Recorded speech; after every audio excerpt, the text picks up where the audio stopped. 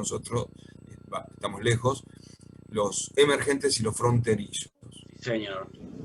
Que esa categorización la daba esos grupos financieros mundiales, a lo cual hay que tener mucha creencia. Y que habíamos quedado en que 2009-2017 éramos fronterizos, 2017, 2018-2019 incluidos, habíamos quedado en la categoría de emergentes. Y ahora por esta categorización volvemos a la categoría de, todavía no lo dijeron, lo van a decir en junio, siempre se evalúa esto en junio, volvemos a la categoría de fronterizos. Fronterizos porque tenemos solo 3 empresas, Globan, YPF, y se me olvidé la otra también, 3 empresas de las 9 que estaban antes, que cotizaban en bolsa a nivel mundial. Ahora solamente hay 3 que tienen solo el 30% del PBI nacional, que es poquísimo para poder cotizar, y por eso la categorización de fronterizo. Por otro lado, tenemos complicaciones con las reglas de juego jurídicas, financieras, pero sobre todo institucionales, y algo referido a los capitales, que es el control de capitales. Por lo tanto, nadie quiere venir a invertir acá en términos de países fronterizos. Nuestro control de capitales y nuestra institucionalidad es muy baja. Espero que cuando ustedes sean grandes puedan remontar esto, no solo para nosotros, y en un momento pensaba que era bueno para mis hijos, pero no le tengo más esperanza a mis hijos, pero sí para mis nietos, que en cualquier momento ya voy a tener nietos, en cualquier momento. No pierdo las esperanzas de que alguno de mis 2 hijos Abuelo. o alquile vientres o me haga abuelo, qué sé yo. En cualquier momento tenés que dejar la casa y te vas a un departamento, Ricardo. No, yo quiero nietos, mi señora también. Ojalá tuviésemos un par de nietos que hinchen las bolas un rato acá. Pero te llevo los 2 chicos míos una semana. No, te digo que ya lo pasé yo a eso. Ahora quiero nietos, no quiero hijos. Pero también hay una cosa, me preocupa porque mi señora dice que no quiere niños chinos. Porque viste que cada 3 niños que nacen, uno nace chino, dice yo no quiero niños chinos. Bueno, había que entenderlo, ¿no? Está bien, no nos vamos a poner a explicar todo eso. Vamos a seguir con lo que es periodo de... Bien, habíamos visto el otro día, el martes, habíamos visto, pero aún así aclarando lo de los chinos, ahora pueden tener 3 hijos los chinos. Antes podían tener 2 como máximo, desde el 75 al 2010 era uno solo, y ahora han vuelto a tener la posibilidad de tener 3 por familia porque se están volviendo un país demasiado joven, se le están muriendo mucho los viejos. Son todas cuestiones estadísticas de control demográfico. Bien, nada. Métodos dinámicos. Mis hijos me hacen callar a veces porque no les gusta que hable. Métodos dinámicos. Habíamos visto los métodos estáticos. Uno de los métodos dinámicos, a ver qué me pone,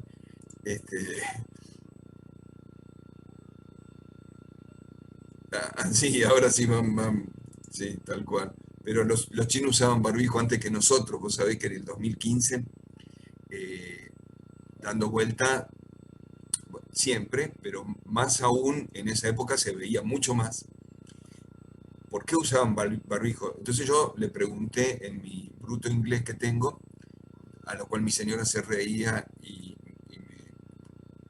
como que me cargaba así como una semana seguida por mi bruto inglés, pero me contestaron los chinos, en su también inglés complicado. Ellos no se cuidan, no cuidan a los otros con los barbijos. 2015 me dijeron esto. No cuidan a los otros con los barbijos, sino que se cuidan ellos mismos de tus propios virus. O sea, de mis virus se cuidan. Ojo, el concepto de que cuidarse, ellos se ponen el barbijo para cuidarse de nosotros, no para no contagiarnos. Bueno, bien, volvamos a esto. Estábamos parados en que teníamos rentabilidad nacional y comercial. Estábamos viendo la comercial, la rentabilidad que le gusta al inversor, con su tasa de inversión. O sea que el inversionista va a decir, che, yo quiero una tasa de rentabilidad, a la cual le sumaba una tasa libre de riesgo y algunas cosas más, y me decía, hoy quiero tener un 25% de rentabilidad. No sé, es poquito, pero bueno, ponerle un 25% de rentabilidad sobre algunos sectores económicos.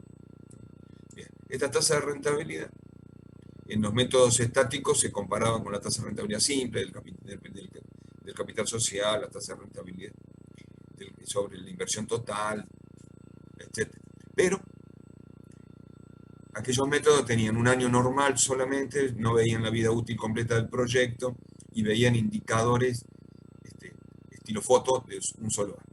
Y de hecho, el periodo de recuperación de capital también estaba dentro de los indicadores que hacían los métodos estáticos. Lo que pasa que ese periodo de recuperación de capital calculado en los métodos estáticos solo me sirve cuando estoy haciendo un estudio de previabilidad, porque la dispersión de datos es relativamente parecida a un 20%. Pero cuando estoy haciendo estudios de viabilidad, como ahora, necesito un periodo de recuperación actualizado. Entonces, ahí tengo ya una diferencia. Y de toda la vida útil del proyecto, ahí tengo la segunda gran diferencia. El valor actual neto, habíamos dicho que era diferente a otros valores que calcula el Excel y a otros valores que calculan otros valores financieros, y lo vamos a llamar BAN nosotros, por ahora. El periodo cero no se actualiza, no se actualiza. Yo actualizo del 1 en adelante.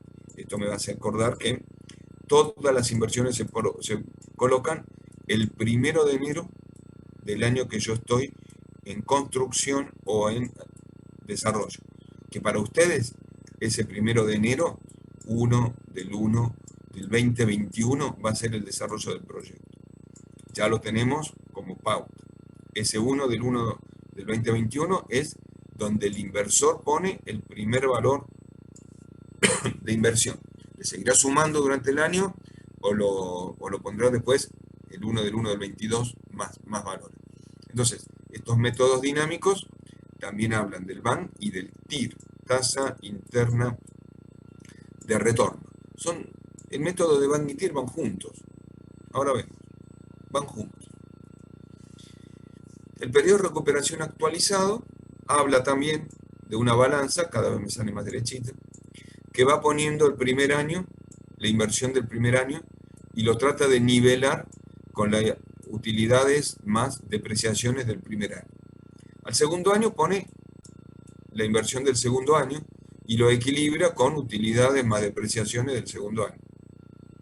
Al tercer año le pone inversiones del tercer año y lo equilibra con utilidades más depreciaciones del tercer año, pero con el valor actualizado de cada una de esas, tanto inversiones del segundo año como inversiones del tercer año, hasta que se equilibra. Y digo yo entonces, ese periodo que se equilibró es el periodo de recuperación de capital. ¿Me interesa saber cuándo recupero el capital? Sí. Al inversionista le interesa la recuperación de capital. ¿Cuándo es bueno? Y esto no tembló porque no está por ahí, vayan tomando alguna nota por ahí de algunas cosas. Para no leer tanto de los libros o tener orientación que leo en los libros. Periodo de recuperación de capital en el año 2018, en un sistema, o en el año 2012, en un sistema casi sin pandemia, sin sectores de pandemia, sin esta eventualidad que pasa en el 2020 y en el 2021 y en el 2022. Se pensaba que un periodo de recuperación de capital estaba en un término del 60% y entre un 40 y un 60% era de la vida útil total del proyecto, entre el cuarto y el sexto año era bastante admisible, más llegando al cuarto. Cuarto, quinto año se consideraba que el proyecto tenía buen periodo de recuperación de capital. Hoy, en plena pandemia, el análisis del periodo de recuperación de capital no tiene un parámetro que me esté relacionando como en el 2010, 2011, 2012, que decíamos, si recuperamos entre un 40 y 60% de la vida útil de un proyecto, vamos a andar bien con el periodo de recuperación de capital. Al inversionista le va a gustar la idea. Hoy no lo tenemos así. Por lo tanto, ese análisis va a ser en el conjunto total de todos los otros indicadores. Cuando este periodo de recuperación me va a dar un valor y yo lo analizaré en el conjunto de los otros indicadores. Valor actual, el otro indicador importante que va de la mano con el TIR, tasa interna de retorno, ahí vemos qué son las dos cosas.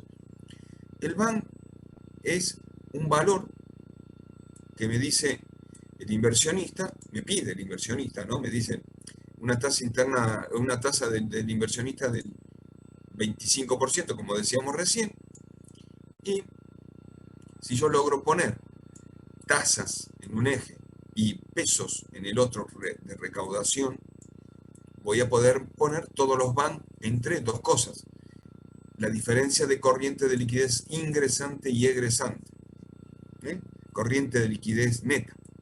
Cuando yo puedo calcular la corriente de liquidez neta de un proyecto en un flujo de fondos, y desde la fase operativa, el VAN es un valor operativo. El VAN es un valor que funciona con corriente de liquidez. Cuando tengo entonces la corriente de liquidez neta para poder calcular un flujo de fondos desde estilo de vista productivo, el VAN tiene mucho que ver con lo productivo, mide la gestión productiva y la gestión de ingreso y egreso se mide en términos de compra y de venta, compra de materia prima y venta del producto. Entonces, para una tasa TI, que es la que me pide el inversionista, en algunos libros aparece TR como la tasa de referencia. La TI y la TR son la misma, es la que me pide el inversionista. A lo mejor, para esta tasa de referencia que me pide el inversionista, el VAN tenía un valor positivo. Porque el VAN puede tener un valor positivo, entonces genera valor. Un valor igual a 0 significa que para esa tasa que me pide el inversionista, el VAN recupera el capital invertido y no genera otro valor. Y un VAN puede ser con valores negativos, por lo tanto, un VAN negativo para la tasa de referencia lo que me está indicando es que no solo no genera valor, sino que ni siquiera recupera lo que se está invirtiendo en términos de inversiones para recuperarlos con capital genuino, no con patrimonio. Yo puedo recuperar inversiones con patrimonio y me quedo sin empresa, porque me como la empresa. Eso es lo que a veces dicen, está vaciando la empresa, es porque se está comiendo su propio patrimonio. Por supuesto, a veces son estrategias reales, pero en este caso, el VAN que me dé positivo genera capital, voy a decir que está interesante. Cuando es igual a 0, solo recupero lo que pongo. Cuando es menor que 0, a esa tasa que me pide el inversionista, no está generando una corriente de liquidez neta que me dé ganancia, sino que me está generando pérdida. Ahora bien, se pensaba que el VAN era un valor estático, esto se pensaba ya 2001, 2002, se pensaba que era un valor estático, que tenía que ver solamente con las tasas, con los valores productivos y con la interna del proyecto. Luego, con el tiempo, se dijo que no. Entonces, para tasas menores que la que me pide el inversionista, hay otros valores de VAN, y digo, para una tasa 0 también hay un valor de VAN. Para tasas mayores del inversionista tendré también valores de VAN, y para una única tasa que me dé el VAN 0, a esta tasa la llamo TIR. A esta tasa la llamo TIR. Es la que hace que el VAN sea igual a 0. A ver. Pero este VAN que me dio positivo acá, el otro VAN que a una tasa mayor también me dio positivo, pero menor valor que anterior. Este VAN que también me da positivo a la tasa del inversionista. Este VAN que me da también positivo y el VAN que me da ese 0, me generan una curva. Esa curva habla de la flexibilidad del VAN. Habla de que el valor del VAN es un valor flexible. Primer valor interesante para poder hacer un análisis. El valor de flexibilidad. Es como una caja de cambios. Cuando el VAN es flexible es importante. Y cuanto más flexible, mejor. Porque tiraría las tasas de referencia mucho más lejos. Pero también esa flexibilidad es por valores internos. pero también el BAN es volátil. Y uno habla de variables volátiles cuando la volatilidad de una variable interna es provocada por valores externos al proyecto. Entonces la volatilidad del BAN ya no pasa por valores internos, sino por valores externos. Entonces, tengo que ver que lo que pensábamos hasta el 2001, 2006, 2007, con las crisis que se fueron produciendo en ese momento, hablaban de un BAN estático, de un solo valor, de que no tenía por qué moverse por valores externos, ni siquiera internos, o que los internos los podía medir. Ahora tienen otras variables, y variables fuertes. ¿Qué buscamos? Primero, que a la tasa de referencia el BAN nuestro sea positivo. Y que buscamos que la diferencia entre la tasa interna de retorno y la tasa de referencia del inversionista sea la distancia esa lo mayor posible.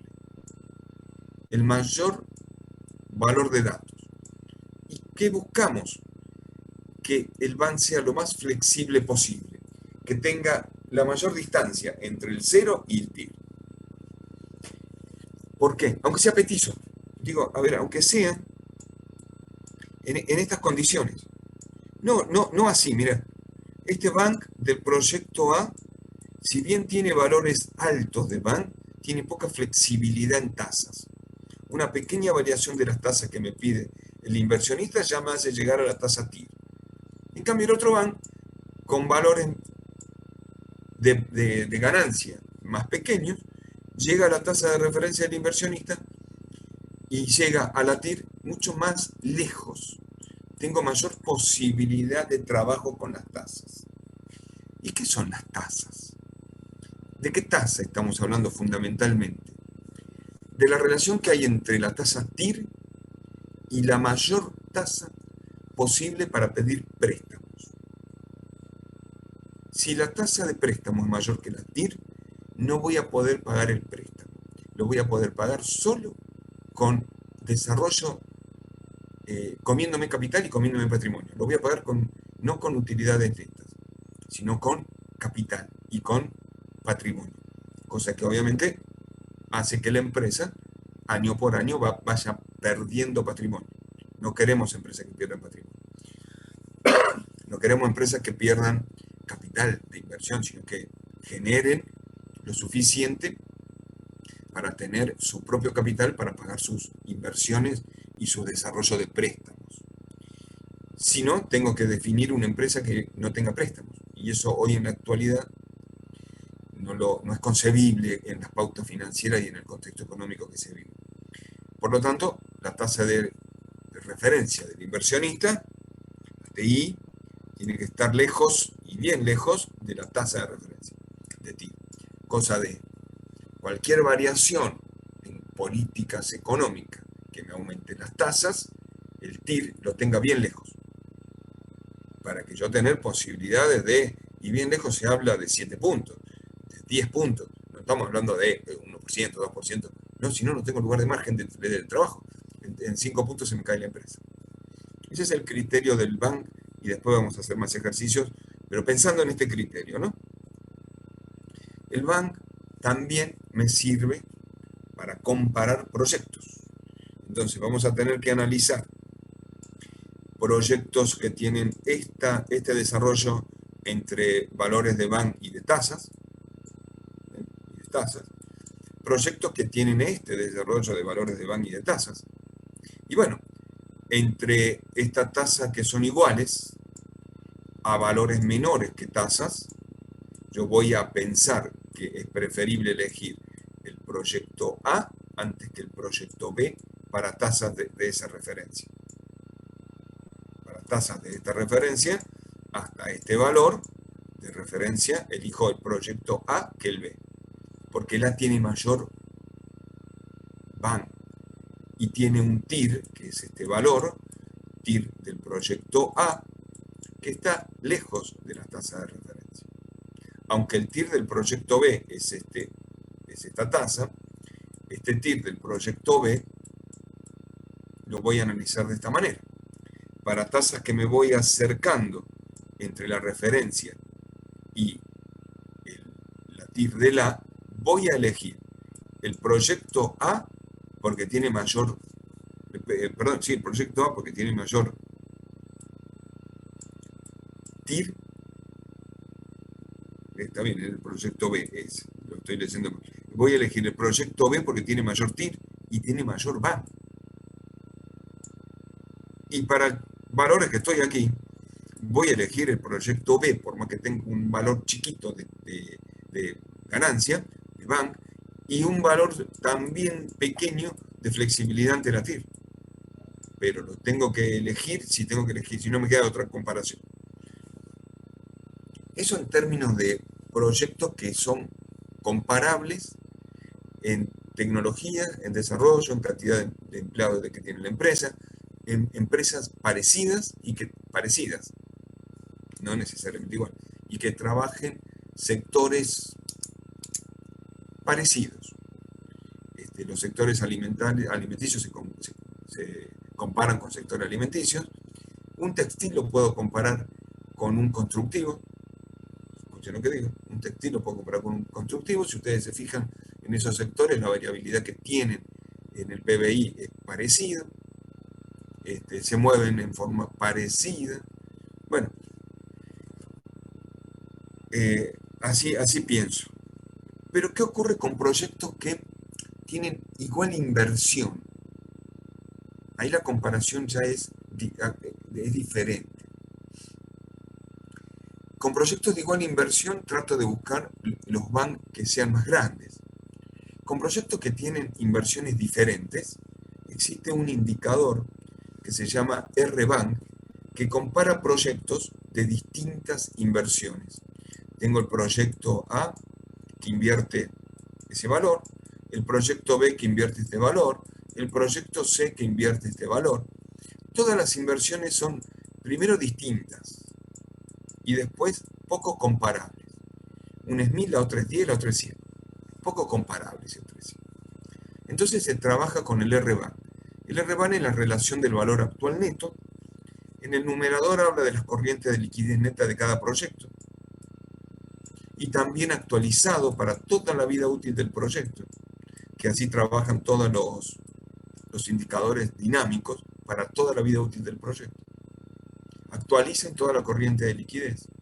Y como denominador, la actualización de todas las inversiones año por año en toda la vida útil del proyecto. El VAN que me dé más grande de cada proyecto es el VAN que yo voy a elegir en la comparación. Un VAN más grande significa un denominador mucho más chico y un numerador mucho mayor. Traducido, estoy hablando de menor inversión, de todos los proyectos van a tener menor inversión y mayor VAN. Por lo tanto, el R-VAN me está comparando proyectos que primero son positivos, porque busco R-VAN mayores que 0, a lo sumo iguales. Me compara mayor cantidad de VAN positivos y menores inversiones a lo largo de la vida útil del proyecto. Por lo tanto, condición ideal. Gano más e invierto menos. Esa es la relación de VAN cuando hablo de muchos proyectos que son comparables entre sí y de distintas inversiones. Cuando tengo proyectos comparables entre sí de inversiones parecidas, el VAN me alcanza para poder elegir cuál de los dos me conviene. Aunque con un criterio conservador, yo siempre calcularía el R-VAN de cualquier proyecto, porque la relación me va a dar la menor inversión posible y hoy eso es muy importante. ¿Ya hablamos de cómo calcular la tasa interna de retorno? No. La tasa interna de retorno es un valor que lo calcula el Excel, es el valor que me hace 0 al VAN y es el máximo valor a lo cual yo puedo calcular una tasa de referencia del crédito. Esta es la mayor tasa posible para calcular un crédito. Y comparado con la tasa del inversionista, el criterio del VAN es, primero, en la flexibilidad del VAN, en función de las tasas, la distancia que hay entre el VAN y la TIR sea lo mayor posible. O sea que la tasa del inversionista tiene que ser mucho menor que la tasa TIR. ¿La calculo nuevamente a la TIR? Sí, se calcula y rápidamente. La fórmula que está en el Excel de TIR es TIR. La fórmula que está en el Excel de BAN no es BAN, es valor neto presente o valor neto actual. Esto es lo que me calcula el Excel. Pero el TIR, la tasa TIR en el BAN, en el Excel digo, es la misma tasa TIR que estoy mirando acá. Esta TIR es la misma que esta. Este BAN no es el mismo BAN que este. No es el mismo BAN que este. El criterio del valor neto presente o valor neto actual, que está en muchos libros, uno lo confunde con el valor actual neto, pero no. El valor neto actual en un periodo actualiza el primer periodo, como si la inversión se hiciera el 31 de diciembre del año que yo estoy trabajando. Ténganlo bien en cuenta, aclárenlo esto, copienlo por ahí. ¿Actualiza el segundo periodo? Sí, estoy de acuerdo, el segundo periodo se actualiza. ¿El tercero también? Sí, también se actualiza. Pero el BAN, ¿qué hace? El BAN dice, periodo 0, pongo plata, pongo inversión, no se actualiza. Periodo 1, sí se actualiza. Periodo 2, sí se actualiza. ¿Cuántas veces actualicé en el BAN? 3. Inversión, no se actualiza, periodo 1, periodo 2. ¿Cuántas veces actualicé con el valor neto actual? 1, 2 y 3 también. Pero la diferencia es distinta. Uno, pienso que es el 1 de enero del año que estoy colocándolo, el otro pone la plata el 31 de diciembre. Uno piensa que es un método contable, mientras que el otro piensa que es un método productivo. ¿Se entendió? ¿Se entendió hasta ahí? ¿Sí porque estamos todos dormidos o sí porque estamos bien? Fue medio rápido, profe. ¿En serio? ¿Y por qué no me dijiste antes? O yo soy un tipo de lo que no se puede hablar, que mirá la cara de ese. Estaba tomando nota de todo lo que decía, profe, y ya me perdí. Profe, esto es más o menos la misma base que creo que habías visto en economía, ¿puede ser? ¿O Sí, es cambia? lo mismo. Yo no inventé nada. Sí cambiamos los criterios, a lo mejor, porque no es lo mismo calcular un criterio económico que un criterio de evaluación. Pero concepto, el mismo. Ah, ok, ok. Yo me acordaba de, bueno, porque justo le rendí esa, de que habías visto el gráfico de eje cartesiano con el BAN y el TIR y la relación que existía cuando cruzaba el eje de las X, por eso preguntaba.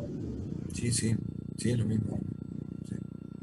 Profe, ¿podría explicar lo último de por qué es contable o productivo? Bien, a ver, porque viste cuando, y esto es una estrategia que también les cuento a ustedes de estudio. Yo en la clase también hago así. Cuando estoy en el pizarrón y tengo una diapositiva que es parecido a esto, digo, borro. Y borro todo. ¿Sí? Eso es una V. Una V me sale. Eso es una V corta. Nada más que la patita se había hecho muy larga. Este van no es el mismo que este van. Borro todo porque cuando el criterio de borrar todo es aprender. ¿Dónde me quedé dónde me quedé con el pensamiento que estaba razonándolo? Y no sé. Y cada uno se pudo haber quedado en lugares diferentes, ¿no? Si lo razono con lo que ya vi y con lo que estoy viendo, ese razonamiento va a continuar en la misma línea de pensamiento y va a cometer el mismo error o se va a olvidar en el mismo lugar. Entonces lo tengo que razonar borrando y haciéndolo de vuelta, porque empiezo a pensar de cero. Técnicas de estudio. Y sobre todo técnicas de estudio en términos racionales, ¿no? A veces cuando uno habla de racional, habla de un concepto en un sentido. Y a veces también ustedes tienen que aprender a jugar con su propio desarrollo de pensamiento lateral. Porque cuando ustedes estudian, yo, qué sé yo, a veces en la clase me ponía a hablar un poco más de otras cuestiones. Acá tiro alguna cuestión de fuera de la materia para después volver a traerlos y que el pensamiento lateral cuando se me fue, cuando vuelva, esté pensando mejor en la posición donde estoy. ¿Sí? A veces tiene ese sentido lo que hago. El bank, digo que es productivo porque piensa en valores netamente productivos. Toma la vida útil de todo, habla de corriente de liquidez entrante y saliente, ingresante, egresante, pero de valores de producción. Habla de que en el periodo cero, cuando se hacen las inversiones, no se actualiza. Y si actualizo el primer periodo. Quiere decir que el primer periodo va a tener exponente -1, mientras que el periodo 0 va a tener exponente 0, por eso no lo voy a actualizar. El periodo 2 va a tener exponente -2, y lo voy a actualizar 2 periodos para traerlo hasta acá. El periodo 3, ¿cuántos periodos van? Ya van 4, 0, 1, 2, 3. Por eso es productivo. Cuenta la inversión el 1 de enero. 1 de enero. En cambio, el BAN o el BNP, valor neto presente, el periodo 0, que empieza el día que yo puse la inversión del 1 de enero, no lo tiene en cuenta y piensa el contador que puso la plata el 31 de diciembre. Por lo tanto, actualiza este periodo. El periodo 2, entonces este periodo queda a la -1. El periodo 2 lo actualiza también a la -2. El periodo 3 lo actualiza a la -3. El periodo 4 lo actualiza a la -4. Si tengo que tener como contador. Y como contador empieza a contar de 1, no de 0. ¿Y cuántos periodos en términos contables vi? 4. ¿Y cuántos periodos en términos productivos vi? 4 también. 0, 1, 2, 3. Y contables arriba, 1, 2, 3, 4. También 4. Uno empieza a contar del 0, el otro del 1. Esa también es otra diferencia. Fíjense en otra cuestión de lo que les dije. No solo lo expliqué diferente, sino que le puse otra lógica de explicarlo. Antes no había dicho esto que dije con los contadores. Con los contadores menos I y de I que cuenta de 1 a 0. De 0 o de 1 en adelante. ¿Se entiende? Digo, como para ir pensando. Bien. Ahí vamos. ¿Se entendió ahora? Sí, ahora sí, profe, gracias. En realidad no tiene por qué agradecer. Yo le digo a los profesores con los que trabajo, a veces capacitándolos, que la función del profesor termina cuando el alumno aprendió. Si no aprendió, también no mereces tu sueldo. Y la verdad que a veces en la secundaria nos pasaba. Che, los profesores nos daban clase y se iban. Y la preocupación del profesor tiene que ser, cuando el alumno aprenda, yo voy a estar merecedor de mi sueldo. Si no, es decir, la función mía es que ustedes aprendan, no que yo enseñe. La verdad yo me creo que algo sé. Guillermo algo sabe, Vicente algo sabe, algo. Hay gente que sabe muchísimo más que nosotros. Y algo sabemos también de la práctica, pero algo. ¿Qué importa lo que sabemos nosotros? Si el tema es que ustedes aprendan. El mayor problema y preocupación nuestra es que ustedes aprendan. Entonces no tienen que agradecer. Yo les agradezco que estén del otro lado. En serio, les digo a veces. Bueno, tasas internas de retorno. Si esto es 10 años de periodo, que es así como se calcula en 10 años, los contadores van a ser 1, 2, 3, 0, 1, 2, 3, 4, 5, 6, 7, 8, 9, 10. Va a tener un polinomio, si quiero hablarlo en matemática, va a tener un polinomio de grado 10 con 10 raíces, que a mí me interesa solo el primer valor de TIR, porque después de ese polinomio, la empresa, lo haría en línea de puntos en el pizarrón, la empresa desapareció, se fundió, no existe más, no puede pagar más nada. Y si puede pagar es con acreedores y con quiebra. Entonces, acá también comparo los proyectos. La TIR me compara proyectos. ¿Cómo compara proyectos? Yo voy a tener distintos valores de BAN del proyecto A, del BAN del proyecto B, del BAN del proyecto C, porque en general los inversores como que van buscando muchos proyectos y hacen portafolio de proyectos, cartera de proyectos. El BAN del proyecto A, siempre voy a buscar BAN positivos, los mejores BAN, pero bueno, resulta que estos proyectos, el A, el B y el C, tienen inversiones parecidas, comparables, inversiones comparables. Entonces, si las inversiones de los proyectos son comparables entre sí, voy a buscar la de menor inversión y la de mayor bank. Por lo tanto, voy a calcular el R-Bank del proyecto A, del B y del proyecto C. Pero también estos inversores tienen, si bien busco de todas las bank, de todos los R-Bank, el mayor, por lo tanto, estoy buscando la menor inversión, ¿sí? La menor inversión. No sé cuál es la menor inversión, pero estoy buscando que el R-Bank sea el más grande posible para que la inversión sea la menor posible. Ese es el criterio. Pero resulta que ahora aparece la TIR con mayúscula del proyecto A y la TIR con mayúscula del proyecto B, la tasa interna de retorno de cada uno de los proyectos. Esta y la TIR del proyecto C, que yo estoy comparando para ver cuál elijo. Porque a lo mejor estos proyectos son de productos similares, de productos sustitutos, o de productos que están en otro sector de inversión que no tienen nada que ver con uno ni otro, ni siquiera son complementarios. Pero el inversionista me dice, analízamelo a esto porque yo quiero saber cómo voy a invertir. La TIR del proyecto A tiene que estar lo más lejos posible de la tasa de referencia que me da el inversionista de ese proyecto. La TIR del proyecto B tiene que estar lo más lejos posible de la tasa de referencia del B. Y lo mismo pasa con la tasa de referencia del C, que tiene que ser más chica, digo lo mismo, ¿no? que la TIR del proyecto C. Resulta que una combinación de todo esto me va a dar la idea de qué busco y cuál de los tres proyectos A, B y C me conviene. Busco proyectos que tengan el mayor BAN, que tengan la menor inversión, que tengan el mayor RB y que tengan más lejos la tasa de referencia TIR. Vamos de vuelta. Busco proyectos que tengan el BAN más alto, la inversión más chica, el R-BAN más alto y la tasa de referencia lo más lejos posible de la TIR. ¿Sí? ¿Está? Ahora vemos cómo jugamos con cada proyecto.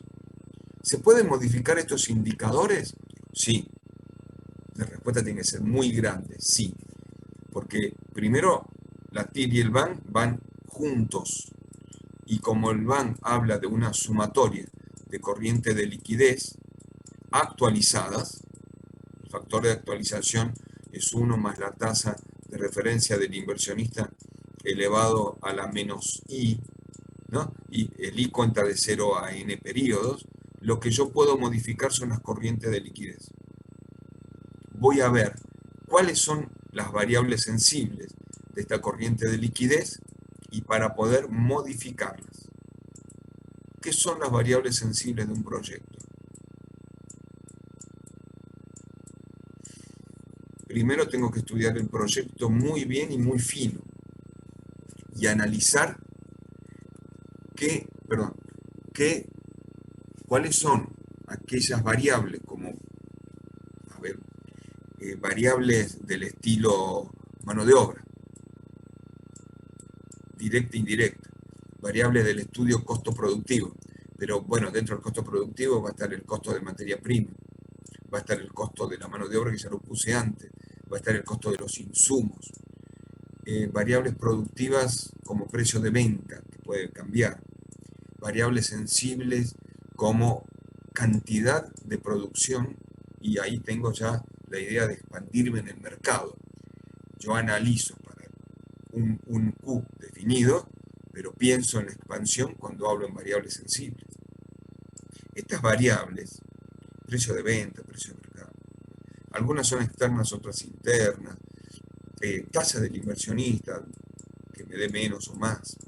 Digo, ¿qué hacen estas variables? Fundamentalmente, actúan sobre los indicadores modificándolos. Actúan sobre los indicadores modificándolos. ¿De qué manera los modifican? Muy poca variación de estas variables influye sensiblemente en el crecimiento o decrecimiento de los valores de los indicadores, de cualquier indicador. A esto se le llama variables sensibles. las tengo que estudiar, las tengo que identificar en mi proyecto. Son los que me van a definir el éxito o el fracaso de mi proyecto.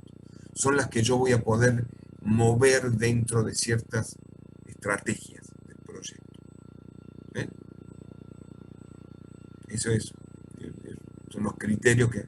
Bueno, todo lo que yo estoy diciendo acá, lo leen de Zapac Chain o lo leen del Vaca Urbina y deberían entender más o menos parecido o que ellos digan lo mismo. Pero son los criterios básicos de un proyecto. ¿Sí? No termina acá, la parte 2 viene con 3 partes, a veces las partes 2 no son tan buenas, ¿viste? Y la parte 3 hacen para ver si remontan un poco, ¿viste? Así como el Marginal 5.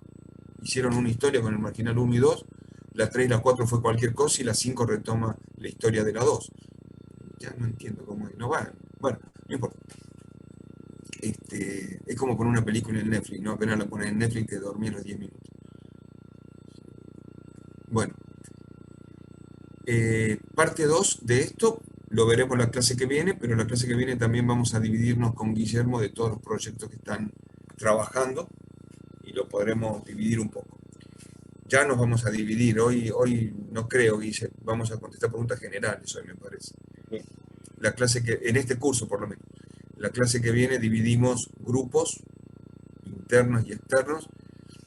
Yo siempre me quedo con los mejores proyectos, Guille, así que esta vez quédate vos con los mejores.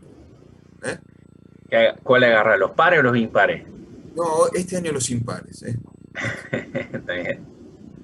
No, porque el año pasado perdí con varios proyectos, no fueron tan buenos los míos. Entonces, me costó la interna de la cátedra y me costó.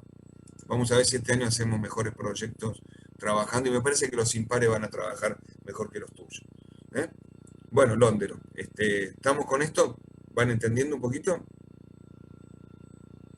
De a uno contesten porque si no todo. Sí, ¿Se entendió algo, profe? El último se entendió.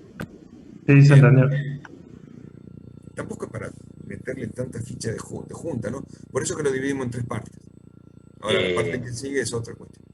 Estos puntos tienen práctico, entonces capaz que cuando veamos unos ejercicios se aclara mucho más rápido la duda de cómo se trabaja con esto, ¿no?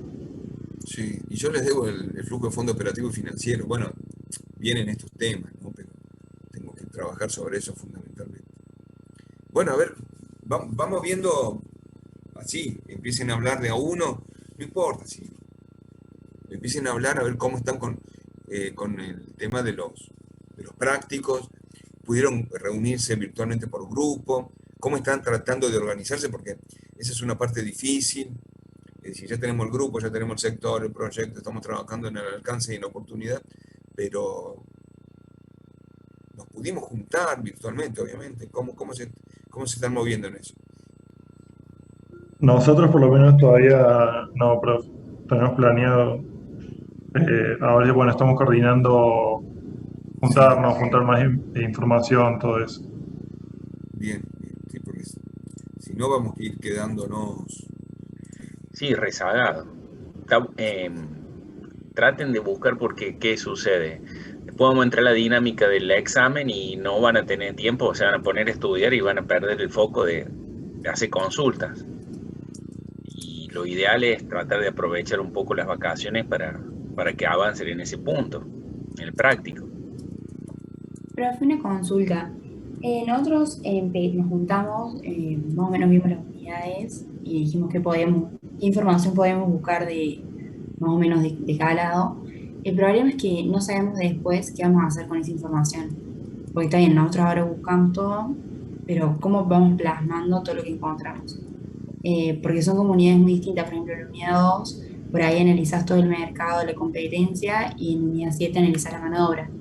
Y no Claro, sabemos si tenemos que hacer como... No, pero ahora en los primeros, vamos a decir, unidades que vamos a ver es la 1, ni siquiera vamos a ver el resto de las unidades. El proyecto contempla 3 entregas.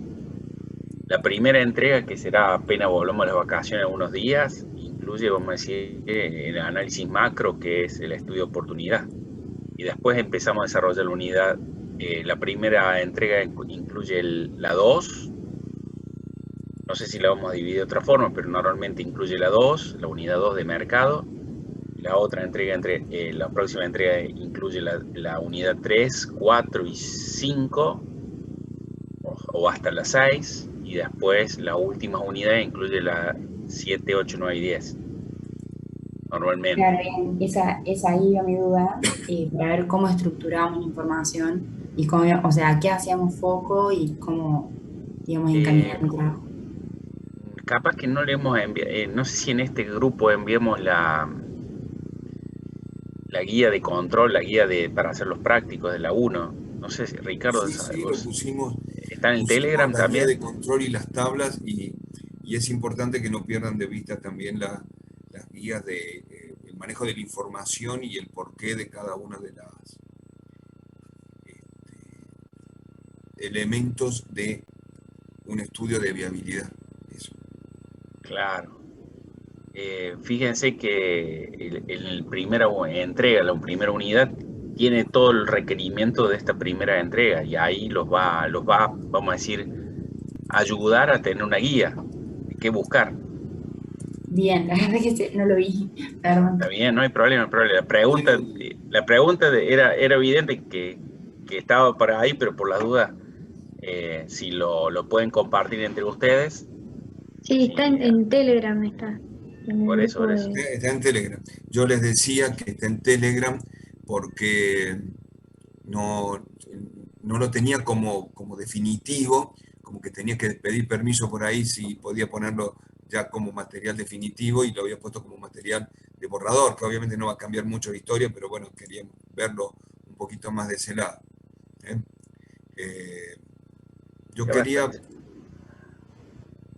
Sí, Ricardo, perdón. quería compartir con ustedes dos cuestiones.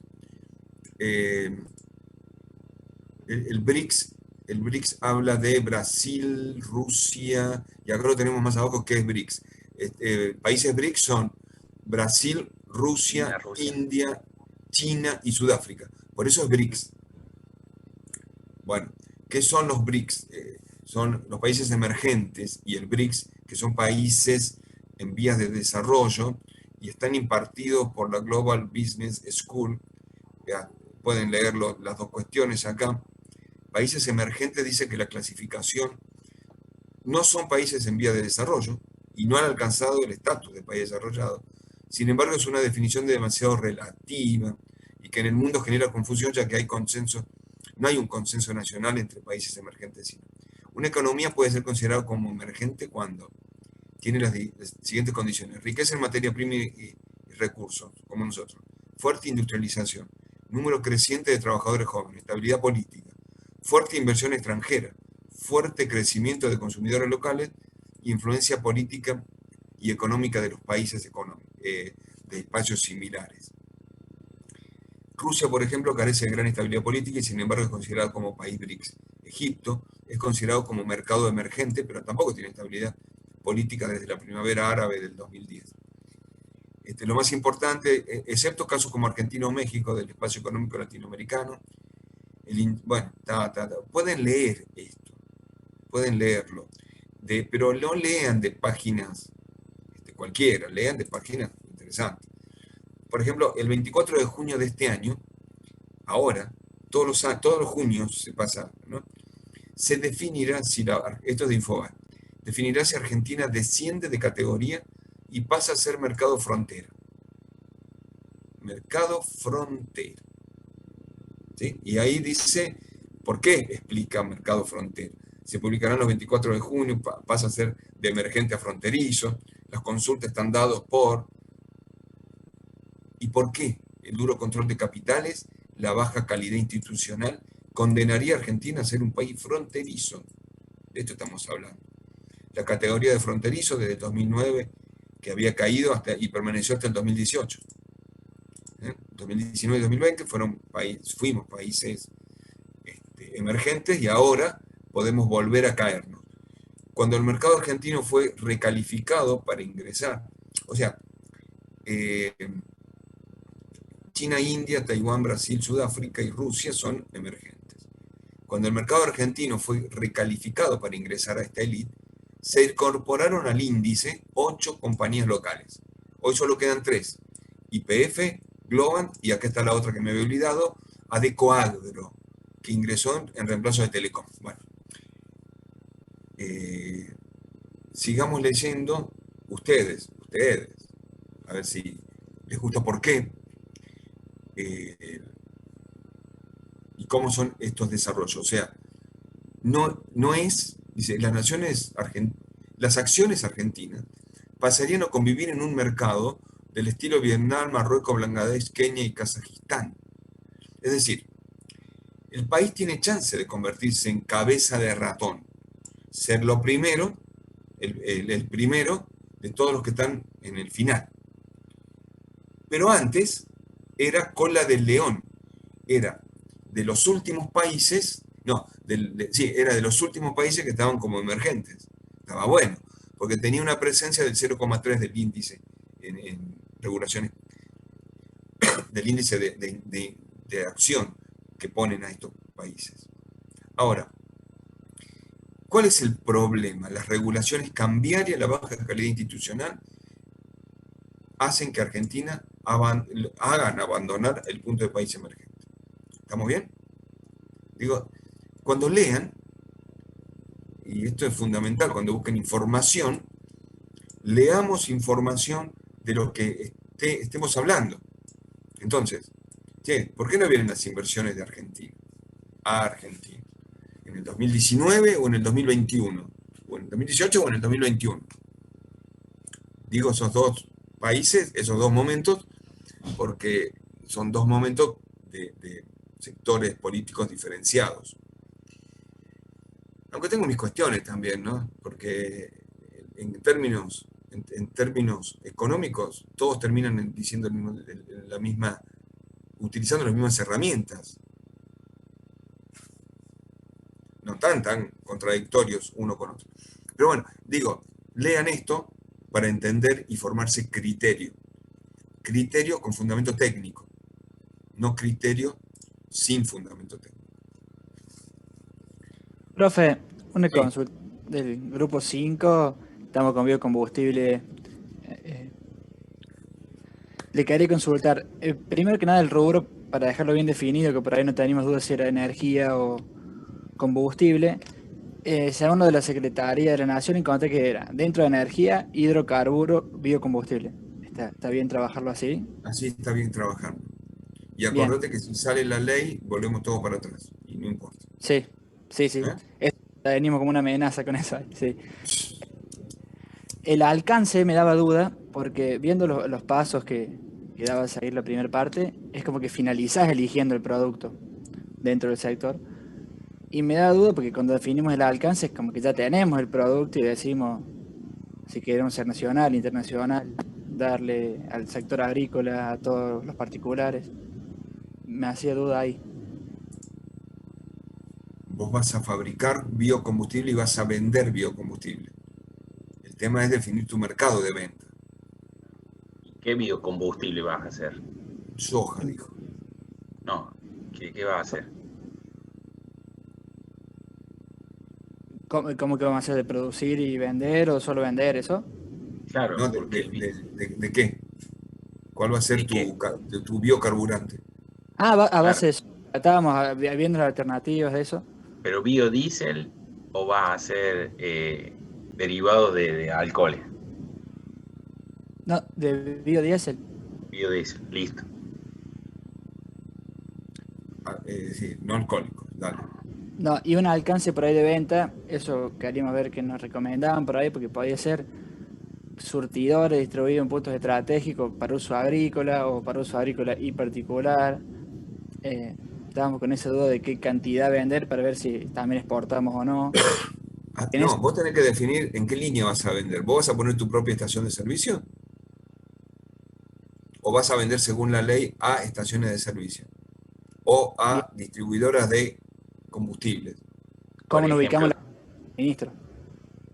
le vas a vender, qué sé yo, a YPF acá en Montecristo. Vos.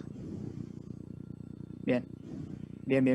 Todo Vos le eso vas a vender al ahí, distribuidor de combustible, Claro. no vas a tener tu estación de servicio. La ley marca un 5% al distribuidor. O sea, el que comercializa puede cortar 5%. O sea, tenés dos mercados, el que lo, vamos a decir, que lo destila, o como decía Ricardo, al consumidor final, y vos vas a poner una estación con ese corte. Tendrás que hacer un acuerdo con algún tipo de marca, puede ser una línea blanca. Bien, bien, bien. Porque había mucha información de eso y le quería adecuar a esto de si se exporta o no, de, bueno, con los años también tratar de actualizarla. Y bueno, por ahí no supera del 2018, en eso estábamos. Bien. Para que, escúchame, Gaspar, a ver, porque vos entiendes, se cree claro, el biocombustible, puramente bio, puramente bio, está prohibido, o sea, no hay ningún directo, 100% bio. No, leímos que lo leen y lo mezclan. Claro, no, Sí. pero, a ver, ¿puede hacer funcionar un vehículo puro? No. Incluso hubo un problema con eso. Otro. Ah, entonces tu mercado es sí o sí, vamos a decir, asociarte con algún tipo de petrolera. Perfecto. Por otro lado, la ley, la 26093, habla de la prórroga hasta el 31 de diciembre del 2024 del régimen de promoción para la producción de biosustentables. Y habla de que el biodiesel de soja tiene que estar diluido en el gasoil al 10%, y el etanol de caña de maíz y de maíz y de caña al 12% en la nafta. Eso se va, y hay el sector necesita y argumentan al menos un 40% para operar. Hay 30 pymes de biodiesel en Argentina en crisis y 10.000 empleos en riesgo. Esto búsquenlo en la CEPREP. ¿Están tomando nota? Sí, profe. CEPREP es la cámara que agrupa a todos los productores pymes regionales de biocombustible. Se llama así, Cámara Argentina de Empresas Regionales Elaboradoras de Biocombustible. En MINEM buscamos también, después se nos derivó otra, porque fuimos viendo varios trabajos y con esa bibliografía nos íbamos a buscar. Hay mucha información. No, sí que hay muchas, sí, yo estoy leyendo, esto no está tan actualizado, finales del 2020, pero lo que le leí recién. Pero bueno, hay que ir buscando información también real, pero posturas. Bárbaro, profe. Bueno, un poco era eso lo que estábamos trabajando también para comentar. Está, pero vos ya tenés 10.000 puestos, 31.